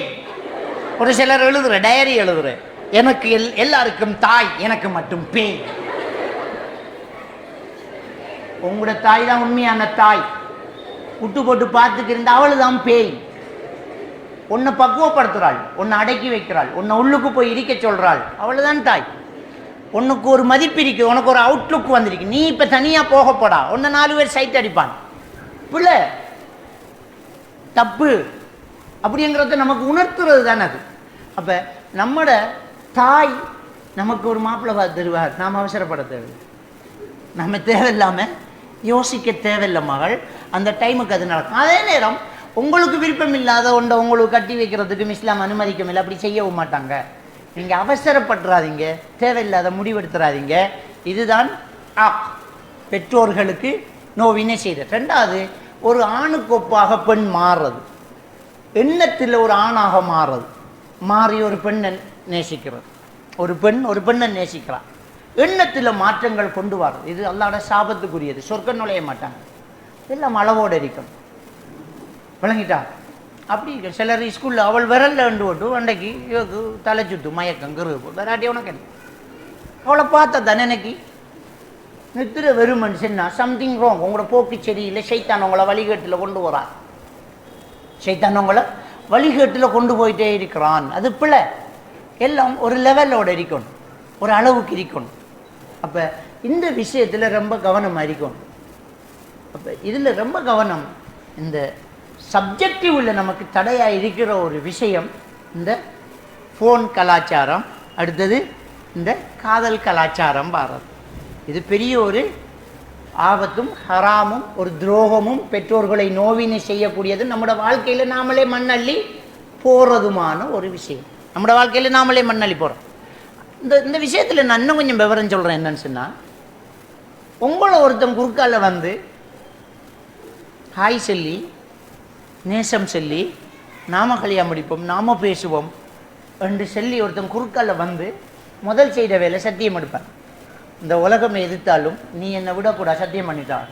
செய்ததே பாவம், அதை அல்லாஹ்வில் சத்தியம் பண்ணி இந்த பாவத்தை நீ தொடர்ந்து செய்வேனுங்கிறது வழங்கிட்டான். இந்த பாவத்தை நீ தொடர்ந்து செய்வேன் என்று சத்தியம் பண்ணி கொடுக்கும். முக்கியமான ஒரு விஷயம் இதில் நாங்கள் கவனிக்க வேண்டிய ஒரு விஷயம் என்னென்னா, அப்படி ஒருத்தன் பாரானண்டா அவன் அயோக்கியன், நல்லவன் கிடையாது. நல்லவன் அப்படி வருவானா? ஒரு மார்க்கம் உள்ளவன் அல்லாஹ்வை பயந்த ஒருத்தன் ஒரு பிள்ளையை விரும்பினா அந்த பிள்ளையோட வாப்பா கிட்ட வைக்க பண்ண உங்களோட மகளை என்னை கல்யாணம் பண்ணிட்டாங்கண்டா அவனுக்கிட்ட அந்த கட்சி இருக்குது. அவனுக்கே தெரியும் நம்மளோட லட்சணத்துக்கு போய் கேட்டால் செருப்படி தான் கிடைக்கும்னு தெரியும். நம்மளோட வாப்பா கிட்ட வந்து உங்களோட மகளை என்னை கல்யாணம் பண்ணித்தாங்கண்டா இப்படி பார்ப்பார் வாப்பா. பண்ணி எவ்வளோ இந்த ஓட்டிக்கிட்ட செருப்புண்டு கேட்பார். தெரியா வாப்பா பண்ணிட்டேன், நீங்கள் கல்யாணம் பண்ண போகிறீங்க. அல்லது அவன் தூள்பா விற்கிறவன் அரிப்பான், சிக்கெட் அடிக்கிறவன் அரிப்பான், ஊரில் கலிசரை அரிப்பான். அவனுக்கு போய் கேட்டால் கிடைக்காது. உண்மையான ஒரு ஆம்பளையாக இருந்தால் கேட்டால் மாஷா அல்லாஹ் இப்படி ஒரு மாப்பிள்ளையா தம்பி, நாங்கள் இப்போ வரோம் உங்களோட வீட்டை எப்போ வச்சுக்குவோம்னு பேசுகிற அளவுக்கு அவன் இமேஜ் அவன் வளர்த்து அவன் வந்து பாப்பா கிட்ட கேட்பான். குறுக்கால வாரனண்டா முன்னுக்கு போய் கேசியரில் கேட்ட தரமாட்டான்னு தான் பின்னால் வந்து களவெடுத்துக்கு ஓடுறேன். அப்போ களவெடுத்துக்கு ஓடுற கள்ளனுக்கிட்ட நாம் கைக்கு அடக்கமான பொருளாக மாறினா நம்மளுக்கு எவ்வளோ கேவலம் தேவையாயுது. நம்முடைய இமேஜை நம்ம ஏன் கெடுக்கணும்? நம்முடைய இமேஜ் நல்லா இருக்கணும், நம்முடைய தகுதி நல்லா இருக்கு, நம்முடைய தகுதிக்கேற்ற மாதிரி நாம் வாழணும். நம்முடைய இமேஜ் என்ன, இதை கொஞ்சம் யோசிக்கணும். அப்போ இதை யோசிக்காத அந்த பிள்ளைகள், இந்த இளவட்டுக்கள், உங்களுக்கு இருக்கக்கூடிய இந்த டீனேஜ் பருவத்தில் நடக்கிற பிரச்சனை என்னென்ன, அன்பு தேவை. என்ன ஒருத்தன் அன்பு காட்டிட்டான், அவனுக்கு அவன் நீ உசிரை கொடுப்பான், அவனோட உசிரை எடுக்கத்தான் வந்திக்கான்றது உனக்கு இப்போ அந்த விளங்கிட்டா. அன்பே 6 உயிரங்கா நிலுவா 6 தரம் உன்னை சாவடிக்க போகிறான்டா அர்த்தம். விளங்கிட்டானே? அப்போ இது ஆகப்பிழையான ஒரு விஷயம் இன்றைக்கு நிறைய நடந்துக்கிட்டே இருக்கு. அன்றைக்கு மெடிக்கல் ஹாஸ்பிட்டலில் சூசைட் பண்ணி இப்போ கழுத்தில் தூக்கு போட்டு தொங்கி உசுறு தப்பி கவுன்சிலிங் போட்டு இனி அவள் ஒட்டு வாயை திறக்காலன்னு நினைக்கிட்டு அனுப்பி வச்சான். அந்த பிள்ளை தான் அந்த வாக்குமூலம் ஒரு ஆளை விரும்பிடிக்கா, அப்பா சொல்லிக்கார் அவன் தூள்காரன் மகள் தேவையில்லைன்ட்டு. இவ அவனுக்கிட்ட விசாரிச்சுக்கா நீங்கள் தூள்பா வைக்கிறான். இது என்ன புத்திசாலித்தனம்? அவன்கிட்ட கேட்டு அவன் நம்ம வைக்கிறான்னு சொல்லுவான் தானே. அவன் சொல்லிக்கான் தூள்லண்டா என்ன தூள்லண்டு கேட்டிக்க, என்ன கலர் எப்படி என்ன தெரியா, நான் பள்ளியில் மிம்பரில் உருவாமிச்சு ஓதிக்கிட்டு இருக்கேன், எங்கேயோ இடத்த அடிச்சுக்கிட்டே இருந்திருப்பேன். அவன் சத்தியம் பண்ணி உங்கள் உமா வாப்பாவுக்கு பொறாம நல்ல மாப்பிள்ளை கொண்டு கிடைக்கப்படாது, பெத்த வாப்பாவுக்கு பிள்ளையில் பொறாம வார அந்த கலிசரோட கதையை நம்பி ஓடிட்டாள். ஓடினா இருக்கிற நகையை விற்று, காதில் கிடந்தது கையில் கிடந்தது மோதிரம் எல்லாம் விற்று விற்று விற்று தூள் அடித்து கடைசி அவனுக்கு விற்கிறதுக்கு இவட கழுத்தில் நகையில் ஒன்றும் இல்லை. ஒல்லாகி கடைசி அவன் எடுத்துக்கிட்ட ஆயுதம் அந்த பிள்ளையத்தை, அந்த பிள்ளைக்கு விலையை பேசி ஒரு ஆளை கூட்டிக்குவார். இப்பதான் இவக்கு ஞானம் விளை. ஓடி போய் கதவை தள்ளி பூட்டி கத்தி ஊரை கூப்பிட்டு அவனை ஆக்கள் அடித்து விரட்டி ஓடி நீ உம்மா பாப்பா கிட்ட போய் முழிக்கொண்டான்ட்டு தூக்குள்ள தொங்கி தப்பி வந்த விரது தானே. இப்போ நாங்கள் இடம் விளங்குதா? இப்போ தாய் தகப்பன் என்ன சொல்கிறாங்கன்னு இப்போ விளங்குதா? விளங்க மாட்டேங்குது. உம்மா பாப்பா சொன்னால் அது சொல்கிறதில்ல, நமக்கு கஷ்டப்பா இருக்கும். உலகத்திலேயே ஆகப்பெரிய எதிரியாக உம்மாவும் பாப்பாவும் தான் தெரியும். உனக்காக செத்தவங்க அவங்க, நீ எவ்வளவு காலம் அவங்களுக்காக சேவை செய்யலாம். அதனால தான் அல்லாஹ் அவனை வணங்க சொல்ற அடுத்த கையோட அல்லாஹ் ரசூல் அடுத்தது உம்மா வாப்பான்னு தான் சொல்றான். வஷ்குர்லி ஒலி வாலிதைக்குங்கிறான் அல்லாஹ், எனக்கு நன்றி செலுத்து, அடுத்தது உன் பெற்றோர்களுக்கு நன்றி செலுத்துங்க. என்ன வணங்கு, உன் பெற்றோர்களிடம் நல்ல முறையில் நடந்து கொண்டு அல்லாஹ் குர்ஆன்ல அடுத்தடுத்த சேர்த்து சொல்றான். அப்ப அந்த பெற்றோர்களை பொறுமதி தெரியும். அதான் பெற்றோர்களை பாப்பாட திருப்தி தான் அல்லாட திருப்தி, வாப்பாட அதிருப்தியில் அல்லாவின் அதிருப்தி என்றான் ரசூலுல்லாஹி ஸல்லல்லாஹு அலைஹி வஸல்லம். எவ்வளவு பெரிய ஒரு மோசமான ஒரு விஷயம். அப்போ கிட்டத்தில் ஒரு ஒரு ஒரு கேஸ் ஒன்று வந்துச்சு. அந்த பிள்ளோட ஃபோனை பறித்து எடுத்துக்கிட்டு வராங்க. இவன் ஏற்கனவே கல்யாணம் முடித்ததுக்கு பிறவும் ஒருத்தனோட தொடர்பாக இருந்திருக்கிறான். தொடர்பு வந்து ஓடிட்டா, புரிச்சனை விட்டுட்டு ஓடிட்டா. அவட ஃபோனுக்கு அவன் மெசேஜ் போட்டிருக்கான், என்கிட்ட ஃபோன் இருக்கிறது உமாக்கு எப்படியோ தெரிஞ்சுட்டு தேடுறான். அதுக்கு அவன் சொல்கிறான், அவளை கழுத்தில் கல்லை கட்டி கடலில் இறக்கணும் பாருங்க உமா. அவன் சொல்கிறான், அதுக்கு இவன் மெசேஜ் ரிப்ளை பண்ணியிருக்கா, முதல்ல அதை செய்யுங்க. இதை சொல்லிட்டு அந்த தாய் அழுவுறாள். அழுவ நான் செத்து போயிட்டேன் மௌலை என்றான். புருஷனையும் முட்டு போட்டு இன்னொருத்தனோட தொடர்பாகி உம்மா இப்படி சொல்கிறானதுக்கு அவன் சொல்லலாம் கழுத்தில் கல்லை கட்டி கடலில் இறக்க போகிறேன். இதை நான் உங்களுக்கெல்லாம் ஏன் சொல்கிறேன் தெரியுமா? நீங்கள் சின்ன பிள்ளைகள் தான், ஆனால் தெரிஞ்சிருக்கணும் இந்த நாட்டில் இது நடக்குது. அந்த பிள்ளைகள்கிட்ட அந்த பெற்றோர்கள் எவ்வளோக்கு இறங்கி போய் இப்போவும் அந்த போனையும் பிடிச்சி வச்சுக்கிட்டு என்ற பிள்ளைய மாற்றி தாங்க மௌலியண்டாம் பாராள். அப்பையும் சாதாரணமாக யோசிப்பா, இப்படி சென்ன ஒருத்தர் ஏறி மிதிக்கணுமா இல்லையா? உம்மாவை கடலில் இறக்கணும்னு அவன் சொல்கிறான். அதுக்கு இவள் ரிப்ளை பண்ணுறாள், முதல்ல அதை செய்யுங்க. எப்படி தாய் தகப்பனவள் வெறுக்காள். இவள மனசுக்குள்ள ஒன்றும் இல்லையா? ஈமான் இல்லையா? கருணைங்கிற ஒரு சாமான் இல்லையா? இதெல்லாம் மழுங்கடிக்க செய்கிறது இந்த காதல் கலாச்சாரம் தான். தேவையில்லாத தொடர்பாடல்கள், அது நம்முடைய சப்ஜெக்டிவுக்கு சரியான ஆபத்தான ஒரு விஷயம், கடுமையான ஒரு ஆபத்தான விஷயம். அதிலிருந்து வெளியில் வரணும். அடுத்தது சப்ஜெக்டிவுக்கு பிழையானது போதை வஸ்து பாவனை. அந்த போதை வஸ்து பாவனை பெண்கள்கிட்ட இல்லை தான், ஆனாலும் ஒரு சிலர்கிட்ட இருக்குது. வழங்கிட்டான், ஒரு சிலர்கிட்ட இருக்குது. ஆனால் எச்சரிக்கை அறிங்க. ஏன்டா எனக்கிட்ட சில முஸ்லீம் கேர்ள்ஸுகள் கொண்டாந்திருக்காங்க சில சிம்டம்ஸ். ஒரு பிள்ளைய கொண்டு வந்தாங்க, அவருக்கு பாத்ரூம் போன ஒரு கருத்த உருவம் மூளைக்கு என்னண்டு அவளோட கதைக்குதான் லைவா ஜின்னண்டு தானே அர்த்தம். கொண்டு வந்ததை அதுக்கு தான், பேய்க்கு மெனைக்கிட்டான் கொண்டு வர, நோய்க்கு மெனைக்கிட்டான கொண்டாட. பேய் ஒன்று கதைக்குது, உருவம் கதைக்கு. அப்போ இது ஹலுசினேஷன். இந்த ஹலுசினேஷன் இப்படி வர்றண்டா ஒன்று மனநோயாளி ஸ்கிசோப்ரனியா இருக்கணும், அல்லது ஏதாவது ஒரு பாரிய போதைக்கு எடிக்டாக இருக்கணும். அந்த பிள்ளைகிட்ட ஹலுசினேஷன் இருக்கிற மற்ற சிம்டம்ஸ்கள் இல்லை. அப்போ அந்த பிள்ளைகிட்ட நான் கேட்டேன், 9ஆம் ஆண்டு படிக்கிற பிள்ளை கேட்டேன், மகள் என்ன பாவிக்கிறேன்னு கேட்டேன். கூட்டிக்கு வந்த மாமாவும் அம்மாவும் என்ன அறுக்க பார்த்தாங்க ஒரு பார்வை. என்ன பிள்ளைகிட்ட கேட்குற கேள்வி, என்ன கேள்வி பிள்ளை? சும்மா இருங்க.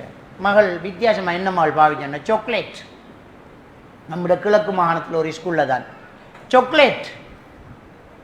என்ன பேர் என்று கேட்டேன். அது பேர் இல்லை, ஒரு டெக் 6 தார A லெவல் தாத்தாமார், 6 தாத்தாமார் A லெவல் தாத்தாமார், 6 பேர் எடிட்.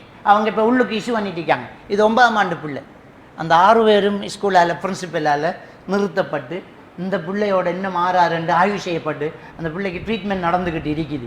சாக்லேட்டை திண்டு, சாக்லேட்டில் போதை தொடர்ந்து திண்டு திண்டு எடிட் ஆகிட்டு இப்போ உருவம் தெரியுது. மென்டல் இல்னஸ் ஆளாகும். அப்போ உங்களுக்கு தெரியாமல் பொருட்கள் தாராங்க, பாவிச்சிடாதுங்க. தெரியாமல் தாராது. அக்ரபத்தில் ஒரு ஸ்கூலில் தான் ஐஸ் பழத்தில் போதை பொருள் பெரிய ஓடியன்களுக்கு விற்கிறத தவறுதெல்லாம் 3ஆம் ஆண்டுக்கோ 4ஆம் ஆண்டுக்கோ 5ஆம் ஆண்டுக்கோ கொடுத்து புள்ள மயங்குழுந்து தான் அந்த கேஸ் பிடிபட்டு ஐஸ் பழக்காரன் ஓடிட்டான். ஸோ அப்போ இந்த போதைப் பொருளுங்கிறதும் இன்றைக்கு பெண்களை நெருங்குது. கவனம், அதிலிருந்து கவனம் அறிங்க. இது நம்முடைய சப்ஜெக்டிவுக்கு ஆபத்தானது. இந்த சப்ஜெக்டிவை இதிலிருந்து நம்ம விடுவிச்சு சரியாக எடுத்துக்கிட்டு வந்துட்டோம்னு சொன்னால் நம்மளால் சரியாக கிரகிக்க முடியும், நம்மளோட கவனம் சிதறாமல் இருக்கும். அடுத்தது வீட்டில் பிரச்சனை. இந்த சப்ஜெக்டிவுக்கு ஆபத்தானதுன்னு வீட்டில் உமா வாப்பாவால் பிரச்சனை, அப்படி இப்படி பிரச்சனை. பக்கத்தில் முன்னுக்கு ஒரு ஹோட்டல், அவன் என்ன டக்கு டக்குண்டு கொத்து போடுற தலை படிக்கலாம். ஆட தெரியாதவனுக்கு மேடை கோணல், ஆட தெரியாதவனுக்கு மேடை கோணல். சிலர் செல்றல்வா, எங்களோட வீட்டை சின்ன பிள்ளை படிக்கணும், எங்களோட வீட்டை மேசை இல்லை படிக்கணும், எங்களோட வீட்டுக்கு முன்னுக்கு கொத்து போடுற ரொட்டி பாட்டும் இசையும் படிக்கணும். நீங்கள் எதை ரொம்ப ரசிக்கிறீங்களோ அதுக்கு எதுவுமே இடைஞ்சலாக இருக்காது.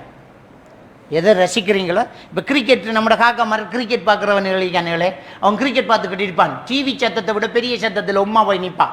டோய் டோய் அம்மா, அவனுக்கு அது கேட்காது. டோய் சாப்பிட வாடா, கேட்காது. இந்த சத்தத்தை விட சின்ன சத்தம் தான் அவனுக்கு கேட்கும், இது கேட்காது. மூளை அதை மூடி போட்டுரும்.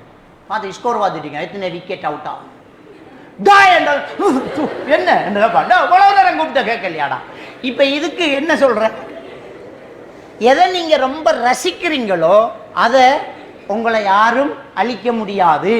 இதான் ஆட தெரியாதவனுக்கு மேடை போன. நீங்க சாட்டி சொல்றீங்க, பாட்டி சத்தம் கேட்குது, ட்ரெயின் ரோட்டு பக்கத்தில் இருக்கும், புள்ளை இருக்குது, மேசை இல்லை, கரண்ட் இல்லை, படிக்கணும்னு நீங்க முடிவெடுத்தா படிப்பீங்க. ஒரு படியில் உந்தி படிப்பீங்க. பக்கத்தில் பயங்கர பாட்டி சத்தம் கேட்கும், உங்கள்கிட்ட கேட்பாங்க பாட்டு பாட்டா கேட்டா என்று கேட்பீங்க. உங்களுக்கு அது வழங்காது. எதை ரசிக்கிறீங்களோ அதை படிப்பீங்க. அதை சொல்றது SQ4R ரீடிங் மெத்தட் என்று சொல்றது. எஸ் என்றால் சர்ச், சர்வே. ஒன்றை நீங்கள் ரொம்ப சர்ச் பண்ணி அதை ரசிக்கணும். அந்த ரசிச்சிட்டிங்கன்னு சொன்னால் அதுக்கு இடைஞ்சல எதுவுமே இருக்காது. அதை படிச்சுக்கிட்டே இருப்பீங்க. அது ரொம்ப பெரிய ஒரு முறை. அந்த வேர்ல்டுலேயே ஈஸியாக படிக்கிற ஒரு முறை அப்படி என்று எக்ஸெப்ட் பண்ணப்பட்ட ஒன்று. கலிஃபோர்னியா யூனிவர்சிட்டியில் ஆய்வு செய்யப்பட்டு ஒரு கலாநிதி பட்டத்துக்காக ஆய்வு செய்யப்பட்டு கொடுக்கப்பட்டு ஃபர்ஸ்ட் ப்ரைஸ் வாங்கின ஒரு லேர்னிங் மெத்தட் தான் SQ4R ரீடிங் மெத்தட்னு சொல்கிறது. நீங்கள் பார்க்கலாம். எஸ்ங்கிறது சர்ச், சர்வே அல்லது சப்ஜெக்டிவ். நம்மளோட சப்ஜெக்டிவ் என்ன பார்த்தது எஸ். இந்த எஸ்ஸில் சரியாக இருந்தால் ரசனை கூட இருக்கு. ஒன்றை ரொம்ப லைக் பண்ணும். ஒரு பாடத்தை ரொம்ப விரும்பிட்டோம்னா அதை படிப்பிச்சு கொடுக்குற ஆசிரியர் மெத்தட் சரியில்லாட்டி நமக்கு விளங்கும். ஏன்டா அதை ரசிக்கிறீங்க, அதை கடுமையாக ரசிக்கிறீங்க, அது கடுமையாக விரும்பும். கியூங்கிறது கொஷனை நீங்கள் உருவாக்குறது. கொஷன் படிக்கிறதுக்கு முன்னாடி கேள்வியை உருவாக்குங்க. இப்போ அல்லாஹ் முக்கியமாக சொல்ல வேண்டிய ஒரு விஷயத்தை கேள்வியாக கேட்டு தான் பதில் சொல்லுவார். அல் ஹாக்கா இன்ட்ரடக்ஷன். அல் ஹாக்காங்கிறது என்ன? அல் ஹாக்கா நிஜம் அல்லாஹ் சொல்கிறார் இன்ட்ரடக்ஷன். மல் ஹாக்கா கொஷன். அல் ஹாக்காண்டா என்னன்னு நமக்கிட்ட கேட்கான். ஒமாதுராக்கம் அல் ஹாக்கா, இதுக்கு முன்னே அல் ஹாக்காண்டா என்ற யாராவது உங்களுக்கு சொல்லி தந்திக்காங்களா? யோசிக்க சொல்கிறார். இன்ட்ரடக்ஷன், கொஷன், சிந்திங்கங்களா. அல் ஹாக்கா, மல்ஹாக்கா, ஒமாதுராக்கம் அல் ஹாக்கா. இப்போ நம்மளோட தலைக்குள்ள அப்படி தேட விட்டு போட்டு இப்போ அல்லாஹ் அது திடுக்கிடும் அந்த மறுமை நாள்னு சொன்னோன்னா இனி மறக்காது. அது அல் காரியா மல் காரியா ஒமாதுராக்கம் அல் காரியா. ரசூலுல்லாஹி ஸல்லல்லாஹு அலைஹி வஸல்லம் சஹாபாக்களுக்கு ஒரு விஷயத்தை குரட்டா படிச்சு கொடுக்கணும்னா கேள்விதான் முதல் கேட்பாங்க. மனில் முஃப்லிஸ், பங்குரோத்துக்காரன் யாருன்னு கேட்பாங்க. அப்படியே தேட விடுறாங்க. 6 அதுக்கு பிறகு சொல்லாங்க இவன் தான் பங்குரோத்துக்காரன். நாளை மறுமையில் அமல்கள் எல்லாம் செஞ்சுக்கிட்டு வந்து அடுத்தவனுக்கு அநியாயம் செஞ்சதுக்காக அதை திருப்பி திருப்பி கொடுக்கானே, அவன் செஞ்ச பாவத்தை வாங்கி எடுக்கிறானே, அவன் தான் அநியாயக்காரன், அவன் தான் மங்குரோத்துக்காரங்க. இது மறக்காது. அப்போ மறக்காம இருக்கணும்டா கொஷன் முந்தணும், கேள்வி முந்தணும். இப்போ உங்களுக்கு ஒரு புக்கை வாசிக்க தந்துட்டு அந்த புக்கில் இருந்து பிறகு ஒரு கேள்வி தந்தா திரும்ப ஒரு தரம் வாசிக்கணும், கொஞ்சம் தாங்கண்டு கேட்பீங்க. எங்கேயோ நடுப்பக்கத்தில் பார்த்த ஞாபகம். கேள்வியை முதல் கேட்டுட்டு புத்தகத்தை 3 மாதத்துக்கு பிறகு தந்தாலும் சும்மா உங்கள் பாட்டுக்கு வாய்ச்சி பிறக்கல ஒரு சப்ஜெக்ட் அடே இதுதான் அன்றைக்கு அந்த மனுஷன் கேட்டதுண்டு மைண்ட் அதை கிளிக் பண்ணும். அதை பாடமாக்க தேவையில்லை. ஒரு தரம் சொன்னால் சரி. இலங்கையின் பூர்வீக ஜெம்மம் யார்? இலங்கையினுடைய பூர்வீக ஜெம்மம் யார்? பரங்கியர்களா, முஸ்லிம்களா, சிங்களவர்களா, தமிழர்களா? யார் யார் யார் கேள்வி யாரா இருக்கும்? விட்டுட்டீங்க, நீங்கள் உங்கள் பாட்டுக்கு போயிட்டீங்க. மாதம் நல்லா போச்சு. எங்கேயோ ஒருத்தர் மேடையில் பேசிட்டிருக்கான். இந்த பங்கரகம்மன்ங்கிற அந்த ஏரியாவில், மகரகம்ம ஏரியாவில் இருக்கக்கூடிய வேடர்கள் இந்த இலங்கையின் பூர்வீக ஜெம்மங்கள் என்பது நமக்கு எத்தனை பேர் தெரியுமாங்கக்குள்ள கப்பண்டு மைண்டு பிடிச்சிடும். ஆஹா, இந்த மகியங்கனையில் இருக்கக்கூடிய வேடர்கள் தான் இலங்கையின் பூர்வீக ஜெம்மம்ங்கிறத மனப்பாடம் பண்ண தேவையில்லை, எப்போ கேட்டாலும் சொல்லுவீங்க. அப்போ கொஷன் முந்தணும். அது அடுத்தது SQ4ங்கிறது ரீட், ரிசைட், ரிலேட்டிவ், ரிவ்யூ. ரீடுங்கிறது வாசிக்கிறது. வாசிப்பில் ரொம்ப அதிகமாக இருக்கணும். ஃபோனில் வாசிக்கிறத விட நேரடியாக புத்தகத்தில் வாசிக்கணும். ஃபோனை விடுங்க. நான் ஆசிரியர்கள்ட்டையும் வினயமாக கேட்டுக்கொள்கிற விஷயம் என்னென்னா, தயவு செஞ்சு படிக்கிற பிள்ளைகளுக்கிட்ட இந்த கொரோனா வந்து ஃபோனை கொடுத்த பாவத்தை திரும்ப செஞ்சிடாதீங்க. இப்பயும் அந்த லேசிக்காக என்ன செய்கிறாங்கண்டா, உங்களோட ஃபோனுக்கு அசைன்மெண்ட் அனுப்புறது, கேள்வி அனுப்புறது. நாளைக்கு இதை படிச்சுக்காங்க, நாளை அந்த கிளாஸ் இல்லை, நாளைக்கு கிளாஸ் இல்லை, நாளை பவர் கட்டு, கிளாஸ் இல்லை, இதை கொண்டாங்க, இந்த புக்கை கொண்டாங்க. ஃபோன் நீங்கள் பாவிக்கணுமென்றது தானே அவங்களுக்கு தெரியா. நாம படுற பாடு. நீங்கள் ஃபோனை பாவிக்கிறது, ஃபோன் உங்களை பாவிக்குது. நாம் ஃபோனை பாவிப்போம், ஃபோன் நம்மளை பாவிக்குது. நாம் ஃபோனை பாவிக்கிறதுக்கு நமக்கு பக்குவம் இருக்கணும். அந்த பக்குவம் உங்களுக்கு 25 வயசாகும். இப்போ உங்கள்ட்ட அந்த பக்குவம் இல்லை. ஃபோன் உங்களை பாதிக்கும், உங்களை கண்டறியாத ஹார்ட்டுக்கு கூட்டிக் கொண்டே விட்டுரும். இதுதான் என் நிதர்சனமான உண்மை. அப்போ ஆசிரியர்கள்ட்ட நாம் வினயமாக கற்றுள்ள பிள்ளைகள்கிட்ட தயவு செஞ்சு ஃபோனில் பாடம் கொடுக்காதீங்க. நீங்களும் வினயமாக ஆசிரியர்களுங்க, சார் எங்களுக்கு நேரடியாக டியூட்டை தாங்க, காசை தரோம், எங்களுக்கு ஃபோன் தேவையில்லை. ஃபோன் நமக்கு ஒரு நஞ்சு, அது ஒரு ஆபத்து, அது நம்மளை வேறு ஒரு இடத்துக்கு கூட்டி போகுது. ஃபோனோட இருந்தால் நமக்கு வெக்கம் வரணும். ஃபோனால் நாம் நாசமாக போகிறோம். இன்றைக்கி நிறைய ஃபோனால் பிரச்சனைகள் வந்துக்கிட்டு இருக்கு. தயவு செஞ்சு இந்த ஃபோனில் இருந்து வெளியில் வந்து நல்லா புத்தகத்தை எடுத்து வாசிங்க. வாசிப்பு, ரீட். வாசிக்கிறதுல முதலாவது மேலோட்டமாக வாசிங்க, ரெண்டாவது அதை விளங்கிட்டு வாசிட்டு வாங்க, மூணாவது ஆசையாக வாசிங்க. வாசிக்கும்போது உங்களோட காது கேட்குற சின்ன சத்தத்தோட வாசிங்க. பெரிய சத்தம் கேட்டால் பக்கத்து வீட்டுக்காரன் 119 கடிச்சிடுவான். அந்த வாசிக்கக்குள்ள நீங்கள் ஏதாவது ஹெபிட் வச்சுருப்பீங்க. சிலர் வாசிக்கக்குள்ள பேனை ஒன்றை கிறுக்கிருப்பீங்க, ஒரு போலில் கிறுக்கிட்டு இருப்பாங்க, கால் ஆட்டுவாங்க. என்ன, அதை செய்கிறதுல தப்பு கிடையாது. நீங்கள் அதை, ஏன்னா ஒரு சிலர் அதை திருத்த போவாங்க. அதை திருத்த போனால் சில நேரம் திக்குவாய் வரத்துக்கு வாய்ப்பு இருக்குது. அதை விடுங்க. அதை விட்டு போட்டு நீங்கள் அதை தொடர்ந்து உங்களோட ஹெபிட்டை இருக்கிறத செஞ்சுட்டுறீங்க. அதுக்காக ரோட்டில் நடந்துக்கிட்டு வாசிக்கிற வழக்கம் இருந்து அதை விட்டுருங்க. அதுபோல் சரியா, வாசிப்பு அது ஹெபிட்டோட இருக்கும். ரைட், பாங்க சொல்லு மட்டும் இன்னொரு நிமிஷம் இருக்கு. அடுத்தது ரிசைட். ரிசைட் என்றால் மெட்டெடுத்து வாசிக்கிறது. ஓதுறது தான் ரிசைட்டுங்கிற. ரீட் த புக் அண்டா ரிசைட் த குர்ஆன் தானே. ரிசைட்டுங்கிறது என்னென்னா ஒரு ஆளுக்கு படித்து கொடுக்குற மாதிரி வாசிக்கிறது. மேலதிகமான சில வார்த்தைகள் வெறும். இப்போ 4 பேர் ரூமில் இருக்காங்கன்னு நீங்களாக கற்பனை பண்ணிக்கோங்க, அவங்களுக்கு வழங்கப்படுத்துகிற மாதிரி வாசிங்க. இப்போ நம்ம பார்த்தோம், ஞாபகம் என்பது புலன்களின் மூலம் தெரிந்து கொண்ட ஒன்றை மீட்டறியும் சக்தி. இதான் புத்தகத்திலேக்கு வாசிக்கிற. எப்படி ஞாபகம் என்பது, அதாவது நம்முடைய மெமரி பவர் இருக்கு தானே, அப்படி மேலதிகமான சேர்த்தோம். புலன்களின் மூலம் நம்முடைய ஐம்புலன், தொட்டறிகிற, பார்த்தறிகிற, உணர்ந்தறிகிற, மோந்தறிகிற, சுவைத்தறிகிற இந்த அறிவு, இதன் மூலம் தெரிந்து கொண்ட ஒன்றை இதில் நாம் கொண்ட அறிஞ்சிட்டோம் என்றால் அதை மீட்டறியும் சக்தி, அந்த அந்த விஷயம், அதுதான் ஞாபகம். இப்படி மேலதிகமாக சொல்கிறோம். இப்படி சொன்னால் மறக்காது, நாமளே நம்மளுக்கு படித்து கொடுத்துக்கிட்டு இருக்கோம். இது ரிசைட். அடுத்தது ரிலேட்டிவ். ரிலேட்டிவ்ங்கிறது தொடர்புபடுத்துறது. கருத்து வைக்க கஷ்டமாக இருந்தால் கருத்து தெரிஞ்ச ஒன்றோட சேர்த்துக்கிற. இந்த புள்ளோட பேர் பாத்திமா. பாத்திமா பாத்திமா ரைட். நம்மட காக்காட மைனிட பேர் பாத்திமா, நம்மட ராத்தாட புள்ளோட பேர் பாத்திமா ரைட். அப்போ அந்த பாத்திமா இந்த பாத்திமா 1 2 விட்டு அதை விட்டாச்சு. விட்டது போகிறோம். அந்த பிள்ளை எத்தனை வருஷத்துக்கு போகிற கண்டாலும் நம்மளோட ராத்தாட மகளும் இவளும் ஒரு பேர் இல்லைவா, அப்போ பாத்திமா பாத்திமாம்பா எப்படி ஞாபகம் வச்சுருந்தேன். இதான் ரிலேட்டிவ். அப்போ தொடர்பு படுத்துது. இப்போ ஆவர்த்தன அட்டவணையை நீங்கள் எப்படி பாடமாக்கியிருப்பீங்க? HHILE இப்படியா பாடமாக்கினேன்? இல்லை, அதுக்கு ஒரு ஜோக்கு இல்லாட்டி ஒரு பாட்டு. நாங்கள் படிக்கிற நேரம் HILE பேபி பிஸ்கட் கறி, கடைசியில் சரோஜா தேவி குளறி ஆக்கின கத்திரிக்காய் கறின்னு வேறு. அந்த ரிலேட்டிவ்ங்கிறது தெரிந்த ஒன்றை தெரியாத ஒன்றை தெரிஞ்ச ஒன்றோட என்ன செய்கிறது. இப்போ ஜென்ரல் நாலேஜில் எதிர்பால் கவர்ச்சி கோட்பாட்டின் தந்தையார் சிக்மன் ஃப்ரைடு. சிக்மன் ஃப்ரைடை நினப்பு வச்சிருக்கோன்னா சிக்கன் ஃப்ரைடை நினப்பு வச்சிருக்கலாம். அதை இதுக்கு ஜாயின் பண்ணி ஜோக்காக எடுத்துட்டோம்னா அது நினப்பு வரும். அது ரிலேட்டிவ். அடுத்தது ரிவ்யூ. ரிவ்யூங்கிறது ரீகால் பண்ணுறது. நாம் வாய்ச்சத்தை மூடி வச்சு போட்டு ஒரு தரம் சொல்லி பார்க்குறது, ஷார்ட் நோட் எடுக்கிறது, எழுதி பார்க்குறது, பாஸ் பேப்பர் செய்கிறது, இதெல்லாம் அந்த ரிவ்யூவுக்குள்ளே என்ன செய்யும் வெறும். இப்படி நாங்கள் படிச்சிட்டோம் என்றால் அதான் SQ4R reading method. Read, recite, relative, ரிவ்யூங்கிற இந்த முறை. இன்னொரு முக்கியமான ஒரு விஷயமிக்கு உங்களுக்கு தரப்பட்ட நம்ம வேண்டுற நம்ம கொப்பி என்று சொல்லுவோம் தானே, எக்ஸசைஸ் புக்.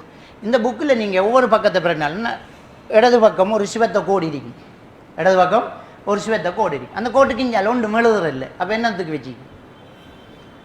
அதான் ஈஸியாக படிக்கிறதுக்கான ஒரு அழகிய முறை. என்னென்னா ஒவ்வொரு நாளும் ஸ்கூலில் நடந்த ஒரு சப்ஜெக்ட் ஒரு யூனிட் முடிஞ்சாமண்டா அந்த யூனிட் நீங்கள் கொப்பியில் எழுதியிருப்பீங்க, அவ்வளோத்தையும் வாசிங்க. அவ்வளோத்தையும் வாய்ச்சி அதில் நீங்கள் எடுக்கக்கூடிய ஒரு ஷார்ட் நோட், இதில் இன்னதுதான் எழுதப்பட்டிருக்கி அப்படிங்கிறத சுருக்கமாக சிவத்த பேனையால் கொப்பியை திருப்பி வச்சு அந்த சிவத்த கோட்டுக்குள்ளே 2 வரி எழுதுறேன். அவ்வளோதான். இந்த பக்கம் ஃபுல்லாக அடுத்த பக்கம் ஃபுல்லாக இவ்வளோ தான் இருக்கு. இப்போ மேராஜ் என்ற ஒருத்த வார்த்தையில் எவ்வளவு நினைப்பு வச்சிருப்போம்? புராக் வாகனம் இருக்கி, சிதறத்துல் முன்தகா இருக்கி, 7 வானம் கடந்தது இருக்கி, பைத்துல் மக்தசி போனது இருக்கி, சம்சம் கணத்தால் நெஞ்ச பொழந்து கழுவினது இருக்குது. இப்படி பெரிய ஒரு சம்பவம் ஒரு வார்த்தைக்குள்ளே நினைவு வரும்.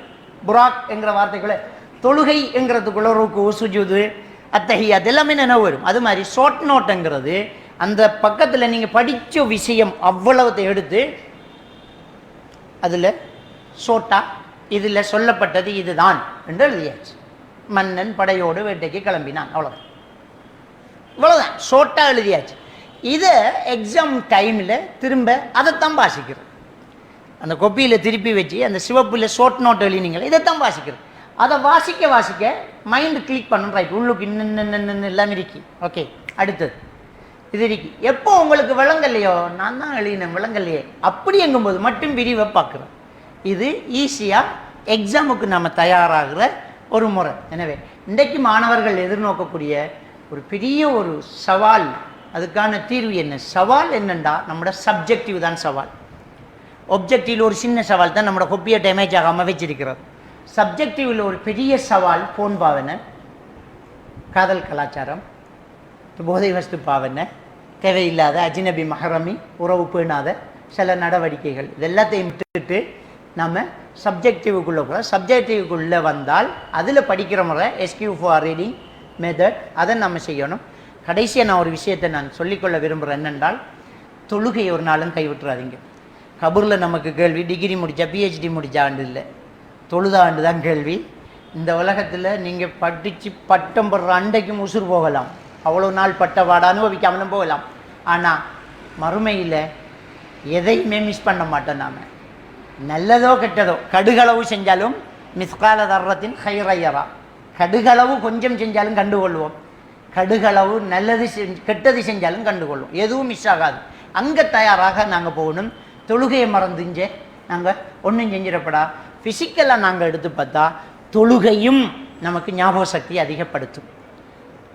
Doctor Keith Moore the text book of basic of cell biology அந்த செல்லை பற்றி ஆணிவர் அக்குவரை பிரித்து எழுதின ஒரே ஒரு டாக்டர் கீத்மூர். அவருடைய புக் படிக்காத ஆக்கள் யாருமே இல்லை. அவர் இஸ்லாத்துக்கு வரல, ஆனால் அவர் சொல்லார் குர்ஆன் உண்மையானது. ஏன்னா அவருடைய ஆய்வுகளை குர்ஆன் நேரத்தோடைய எழுதி வைச்சதை அவர் காண்றார். அவர் சொல்கிறார் என்னன்னு சொன்னால், இந்த நெற்றி பகுதியில் தான் நல்லது கெட்டதை தீர்மானிக்கக்கூடிய ஹோமோன் உற்பத்தி ஆகுது. ஞாபக சக்தி அதிகப்படுத்துகிற ஹோமோன் இதில் தான் உற்பத்தி. பாசிட்டிவ் தாட்ஸ் அதிகமாகணுமா இதில் தான் உருவாகுது. பாவங்கள் செய்கிற எண்ணமா இதில் தான் உருவாகுது என்று அவர் சொல்கிறார். இப்போ குர்ஆனில் அல்லாஹ் என்ன சொல்கிறான், பாவம் செய்கிறத நீ விடவில்லை என்றால் லன்னஸ்ஃபஅன் நாசியத்தின் காதிபத்தின் ஹாத்தியா, பொய் சொல்கிற தவறு செய்கிற நெத்தியை பிடிச்சி நரகத்தில் போடுவேங்கிறான். 1400 ஆண்டு காலத்துக்கு முன்னால் பொய் சொல்கிற நாக்கு அறுப்பேன், பாவம் செய்கிற கையை உடைப்பேன்டானே சொல்லணும். ஆனால் அல்லாஹ் என்ன சொல்கிறான், பொய் சொல்கிற பாவம் செய்கிற நெத்தியை பிடிச்சி நரகத்தில் போடுவேங்கிறான். சயின்ஸ் இப்போ என்ன சொல்லுது, பொய்யும் பாவமும் செய்கிறதுக்கு ஹோமோன் சுரக்கணும்னா அந்த நெத்தியில் தான் சுரக்குது. இதே நெத்தியில் புவியீர்ப்பு விசை நேரடியாக படும்போது பாசிட்டிவ் தாட்ஸ் அதிகமாகும் என்று டாக்டர் கீத்மூர், ரெண்டையும் டாக்டர் கீத்மூர் தான் சொல்கிறார். அது அவர் பேசின அந்த யூடியூப் சேனல் அதில் வீடியோ இருக்குது. அவர் என்ன சொல்கிறாருண்டா, புவியீர்ப்பு விசை நேரடியாக நெத்தியில் படும்போது ஒரு ஆளுக்கு பாசிட்டிவ் தாட்ஸ் அதிகமாகும். இப்போ குர்ஆனில் அல்லாஹ் சொல்லலாம், இன்ன ஸலாத்த தன்ஹா அனில் ஃபஹ்ஷாய் வல் முன்கர், நிச்சயமாக தொழுகை மானக்கேடான விடயங்கள் பாவங்கள் வந்து உங்களை பாதுகாக்கும். நெகட்டிவ் வராது, பாசிட்டிவ் தான் வரும். அப்போ தொலை நாம் இன்னும் ஞாபக சக்தியும் அதிகமாகவும் மறுமையிலே நாம் தப்பிக்குவோம். தொழுகையை விட்டுறாதீங்க. அல்லாஹ் தஆலா நம்ம அனைவரையும் ஈமானோடு வாழ வைத்து ஈமானோடு மரணிக்க செய்வானாக. வாஹிர்